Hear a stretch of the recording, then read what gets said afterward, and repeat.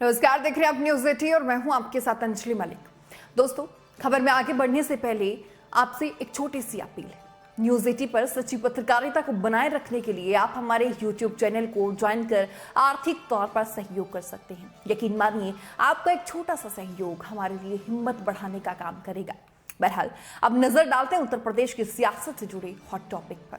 साल 2014 में जैसे ही देश में भाजपा की लहर आई थी, उत्तर प्रदेश का हर क्षेत्रीय दल इसमें समा गया था और अब विरोधियों की कोशिश है भाजपा को भ्रष्ट करके अपना रुतबा वापस लाने की।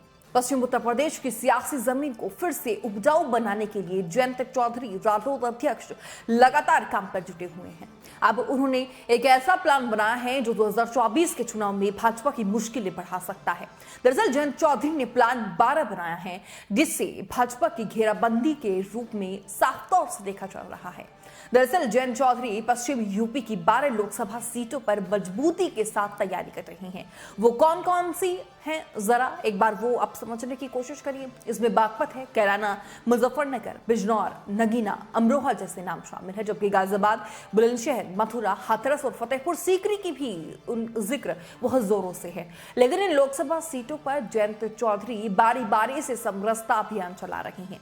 जयंत चौधरी का पूरा फोकस गली गली, गांव गांव जाकर लोगों को जोड़ने का है। रालोद ने ना तो 2014 के चुनाव में कोई सीट जीती और ना ही 2019 के चुनाव में कोई सफलता हाथ लगी। अब इन दोनों चुनाव में हुई हार का बदला 24 में लेने की तैयारी में जयंत चौधरी पुरजोर तरीके से जुट गए हैं। जयंत चौधरी एक तरफ लोकसभा में खाता खोलने की तैयारी में जुटे हुए हैं और दूसरी तरफ उनकी कोशिश है भाजपा के विजय रथ को रोकने की। जयंत चौधरी ने पश्चिम यूपी के 1,500 गांवों में पहुंचने का भी प्लान तैयार कर लिया है।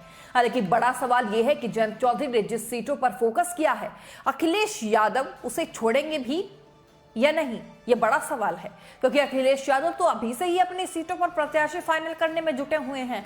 साथ ही साथ उन्होंने अपने कार्यकर्ताओं से पश्चिम उत्तर प्रदेश की सीटों पर भी निगरानी बनाए हुए रखने के लिए कह दिया है, फीडबैक देने के लिए कह दिया है। खैर, जयंत चौधरी ने जिन सीटों पर अपना चक्रव्यूह तैयार किया है, उनमें से अधिकतम सीटें जो हैं वो इस वक्त भाजपा के पाले में है, उनके कब्जे में है और इन्हीं सीटों पर फोकस करके वो भाजपा को एक बड़ा संदेश भी देना चाहते हैं। हालांकि भाजपा को रालोद की तैयारी में बिल्कुल भी दम नजर नहीं आता। जयंत चौधरी की तैयारी बताती है कि वो लोकसभा चुनाव को लेकर कितने ज्यादा सीरियस है, कितने गंभीर है।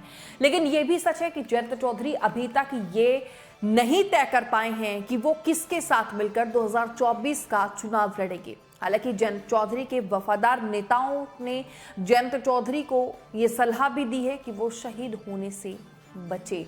अब देखिए, जिस तरीके से रालोद के जो नेता हैं उनका बयान सामने आता है, वो कहीं ना कहीं एक कंफ्यूजन की स्थिति में सामने आता है, क्योंकि जयंत चौधरी के कुछ नेता पार्टी के ऐसे हैं जिन्होंने ये सलाह दी है जयंत चौधरी को कि वो शहीद ना होए।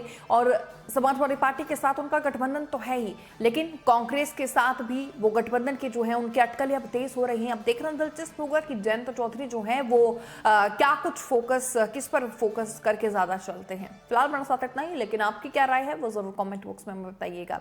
नमस्कार।